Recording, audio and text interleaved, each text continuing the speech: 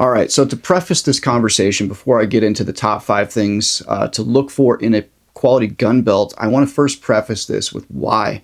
So why is it important to look for these key features in not just a regular trouser belt, but a quality gun belt?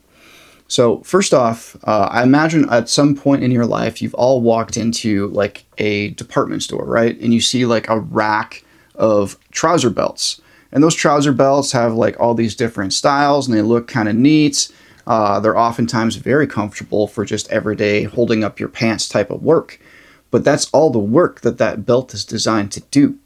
A quality gun belt is designed to do those things plus more. What do we mean by plus more? What we mean by plus more is to hold up the weight of self-defense implements that you might be carrying inside the waistband or outside the waistband. A regular old department store belt is just not designed to do that work. So it's important to look for certain features that set a belt apart from a department store belt that make it into a gun belt. Now, there are a lot of companies out there that offer all kinds of gun belts, made out of synthetic materials, natural materials, all sorts of stuff, right?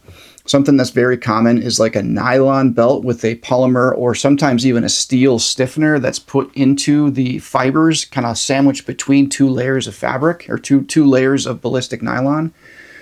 That really does a great job of holding up the weight of your implements that you're carrying for self-defense. However, those are also not very comfortable. Those synthetic materials, especially the stiffener that's put on the inside, whether it be polymer or some sort of metal, that stiffener put inside as a core, that does not really flex with your natural body mechanics very well. And what that ends up doing is it creates pinch points, especially kind of like on your hip region, your sciatic area. It creates pinch points that become very uncomfortable over time. And those pinch points can actually create nerve damage over time too. I used to carry for years with it was a nylon gun belt with a polymer stiffener in there. And it was just not very comfortable.